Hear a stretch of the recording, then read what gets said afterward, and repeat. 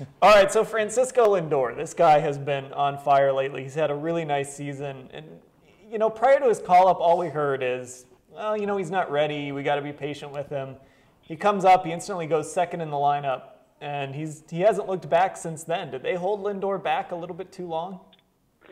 I think you probably, from a baseball perspective, there are some flaws in his game, tiny, but it sounds like nitpicking. And I think that's what the Indians were looking at, especially defensively.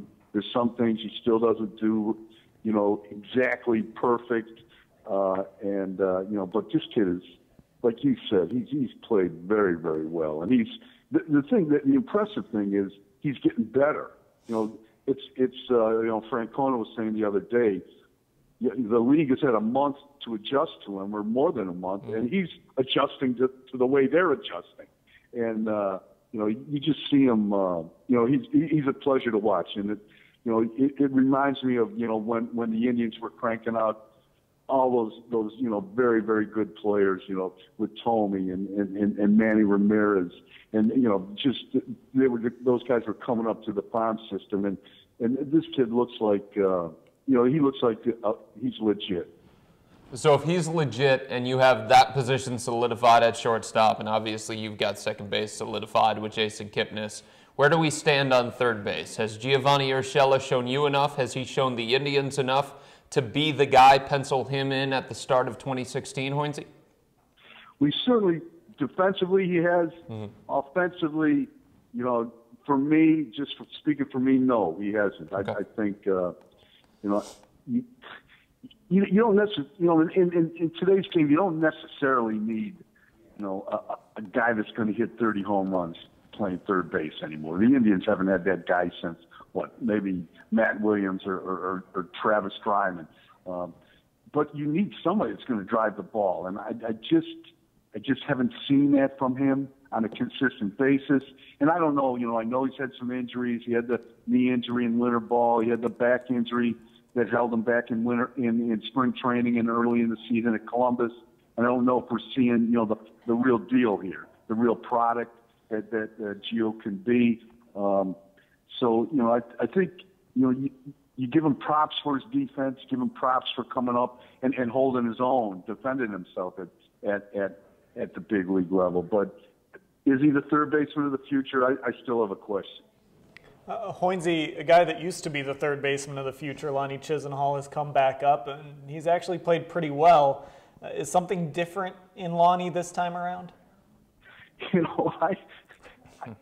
how many times have we asked him? He's born to play right field, doesn't he? I mean, he's making plays out there that, like an all-star right fielder makes. That throw he made last night, I know that they replayed it, late in the game on the double by LaCroix.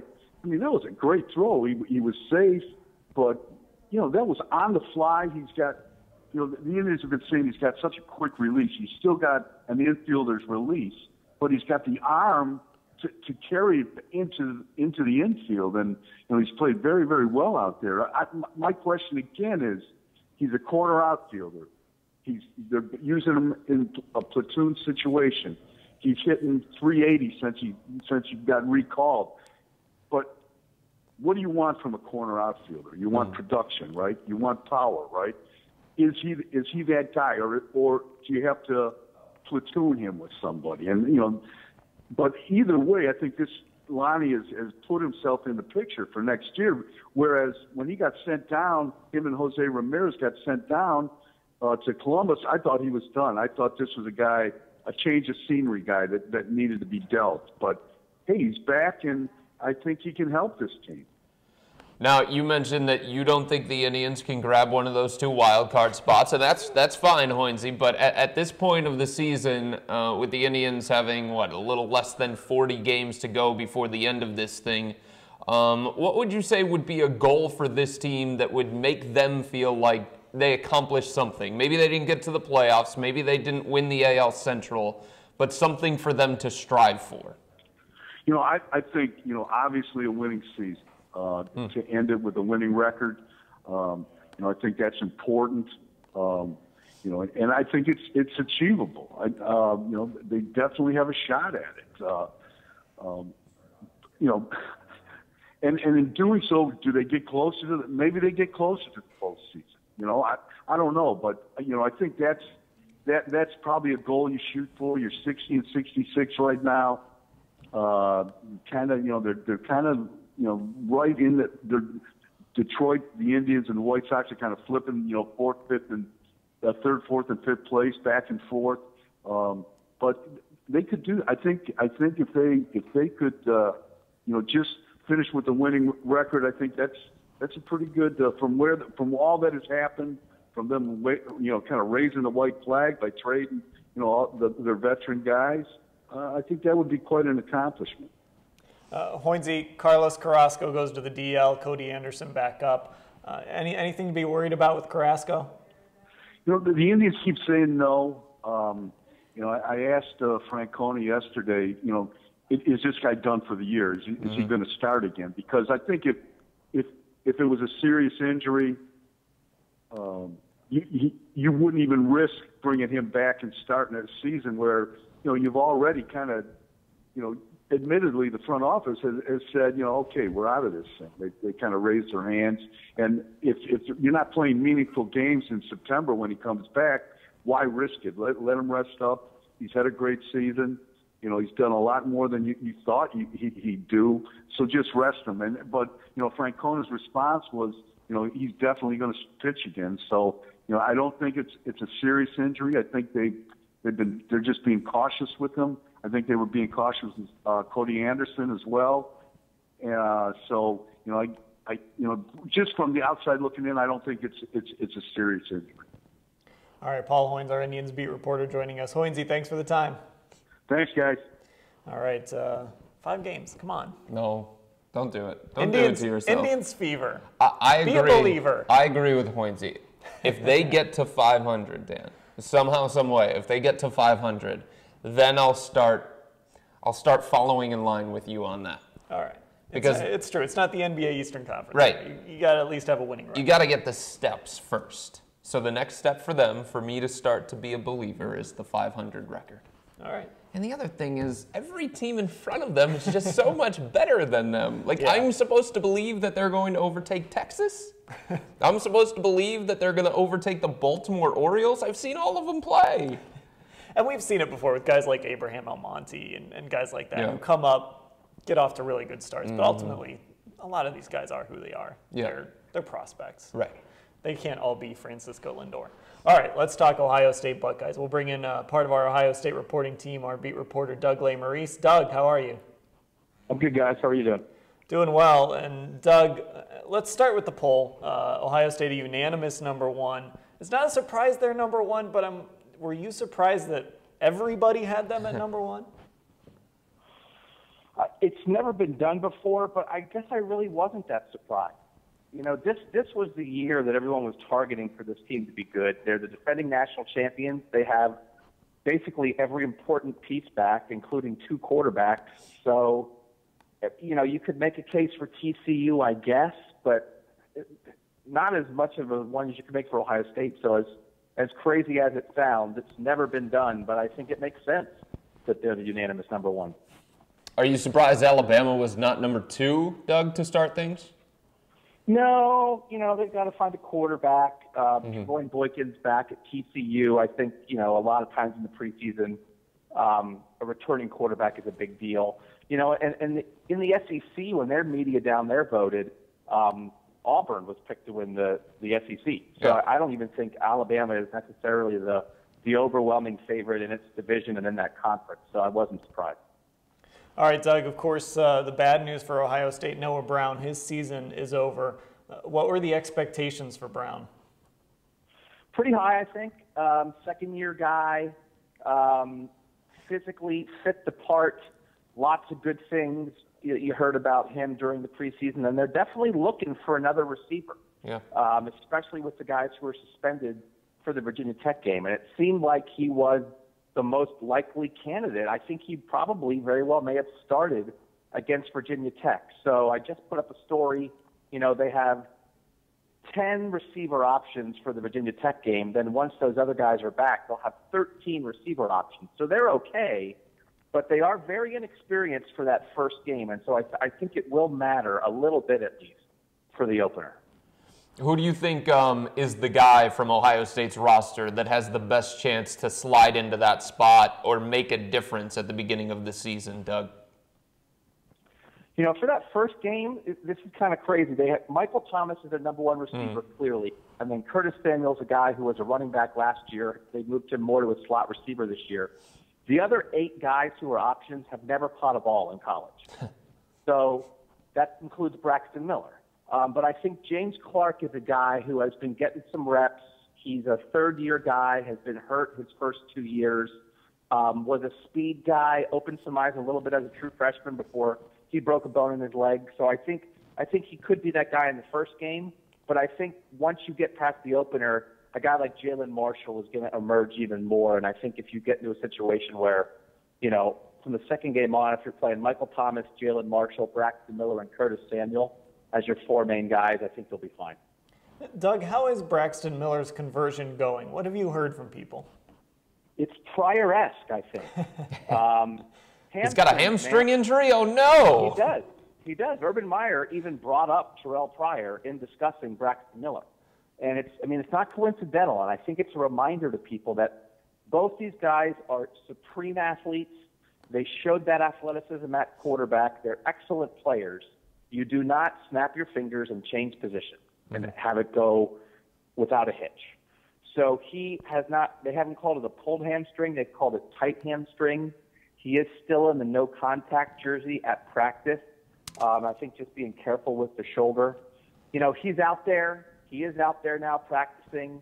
But, you know, can he catch a short little pass and make moves and run by people? Absolutely. Can he get off press coverage? I don't know. Can he block? We heard a lot about the Ohio State receivers blocking last year. Is he going to make a great block on the edge to help spring Ezekiel Elliott? I don't know. You know, there's a lot of other things at play here that I think he's going to be good, but I do think, you know, there might be some bumps early on. I'm not sure he's going to come out necessarily take over the Virginia Tech game. Doug, when you think about Ohio State's offense and you think about Urban Meyer, I don't know if you feel the same way, but for me, the first thing that I think about is quarterback. Look, he had Tim Tebow, he had Chris Leak, he had, was it Josh Harris at Bowling Green, he had Alex Smith at Utah. Is this a case, though, where Urban Meyer is going to be forced to shift his philosophy a little bit because of the wide receiver issues, because he hasn't named a starting quarterback yet? Do you think this is going to be an offense dominated by Ezekiel Elliott the way that it was in the playoff run? You know, we made a big deal of it when he got to Ohio State that he had never had a 1,000-yard rusher. And I think he kind of, at least at tailback. And he kind of got aggravated by that a little bit because it was sort of like, well, you know, he had a tailback at Florida. His name was Tim Tebow. Yeah. Carlos Hyde in 2013 put an end to that with the year he had. Ezekiel Elliott last year, we saw what he did. I think Urban Meyer is comfortable doing this. It's in tandem. It is the power run game up the middle that is opened up in part by spreading the field horizontally and putting playmakers on the edge, which makes it easier to run a power game. And then when you come in the box to stop the power run game, now you stretch it outside with the quick little passes to the speed guys on the edge who can make big plays. So they have an experienced offensive line. Ezekiel Elliott might win the Heisman. Yes, I do think that will be part one of the offense. And 1A will be the throw game to these receivers on the edge. But I don't think it's from a place of being forced to do that. I think he sees what he has with Elliott and the line, and I think he'll be pretty comfortable doing that. But I do think it will be, yes, the run game first with this offense. And, of course, Doug, the quarterback situation. There's still no answer there. Cardale Jones and J.T. Barrett. I mean, I think if you took a poll, at least around here, people would want Cardale Jones to be the starting quarterback, not just for Ohio State, but also for the Cleveland Browns. But yeah. Where is Urban Meyer and his coaching staff on all this? Have they given any indication as to where they're leaning? No. We haven't talked to Urban since Saturday. We won't talk to him again until Monday. They're still both getting a shot. You know, practice this week, they're still both in there. There was not a point yet where it's not like all week one guy's been taking all the reps with the ones. If you had to, do I think Urban Meyer has made a decision? I think in his own head, yes, I think he's probably made a decision. Mm-hmm. I'm not sure if he's articulated that decision to anyone. He may have, and they've managed to keep it quiet so far. But I don't think he is, only a couple days away from game week and saying to himself, I have no idea who the quarterback is going to be. I think he's got an idea in his head, and if I had to guess, that idea is J.T. Barrett. All right. One more question. I want to look at your Buck Dynasty series, which is a really great series that we're running at cleveland.com/OSU with a great graphic also, by the way. Yeah. Kind of looking at the future of the program. Obviously, the unanimous #1 now, but Urban Meyer has been dominating recruiting in the area and in the country. Of course, you got a Harbaugh now up in Michigan. But how is this team set up for the future, Doug? I think it's really interesting because, again, I've said it 1,000 times, it's this 2013 recruiting class which is powering everything. Those guys are juniors this year, and a bunch of them are going to leave. Bosa, Elliott, Darren Lee might leave. You're going to lose some great talent. So the question is going to be next. Is the next crop ready to be that good? Next year, we're already talking 2016, and we haven't started 2015. Next year will be fascinating because this year they have everyone back. Next year, they're going to have no one back, and they're going to have to replenish it. Are the next recruiting classes good enough? And Ari Wasserman wrote about that today. Mm-hmm. They're #1 in 2016 recruiting. They're #1 in 2017 recruiting. They have to be at that level to maintain this because you can't just be good. You've got to be great. And the reason they won last year and are #1 right now is because that 2013 recruiting class was great. All right, Doug Lesmerises, our Ohio State beat reporter, joining us. Doug, thanks for the time. Can I ask you guys one question before I go? Of course. This is a serious question. If the Browns could trade their quarterback situation for Ohio State's quarterback situation right now for this season, would they do it? I think fans would do it, yes. Do you think the Browns would do it for real? Well, I guess you'd have to ask the question that had Cardale Jones come out and, let's say, been there at number 12, would the Browns have picked him last year? And there's a good possibility that maybe they would have. Doug, I'm going to answer your question with a no. And I'll say This is why. I think the Browns in the position that they're in right now, and they're trying to build something that's sustainable, and they're trying to change the culture and things along those lines, I think whether we like it or not, they like the professionalism of Josh McCown. They like the leadership of Josh McCown. They needed somebody to take hold of that huddle and take hold of that quarterback room, and those kinds of things matter a lot to the Browns in the situation that they're in. And when it comes to Cardale Jones, I'm not saying that he's getting himself in trouble off the field or anything like that, but you've labeled him, and Urban Meyer has labeled him, kind of like the class clown, and I don't think that's something that the Browns want on their roster. I think he'd be a hard guy for them to trust. Interesting. He's hilarious, though, man. I know, and that's fantastic, and people in Columbus are going to love him, but when you're talking about being an NFL quarterback, being the leader of the quarterback room, the leader of the offense, those kinds of things are so, so important. It's not all about a big arm and a big body and being athletic and things like that. There's so much that goes into it, man. I bet if you asked him to do a straight-up trade, though, Johnny for Cardale, well, I bet they would make that trade. I think they would, too, sure, yeah. All right, Doug, thanks for the time. All right, thanks, guys. All right, that'll do it for Sports Insider. Bud Shaw is not here because I texted him this morning and said we're wearing gray shirts. He said no, so I told him not to bother. Thanks to Paul Hoynes, Mary Kay Cabot, Doug Lesmerises. He's Chris Fedor. I'm Dan Labbe.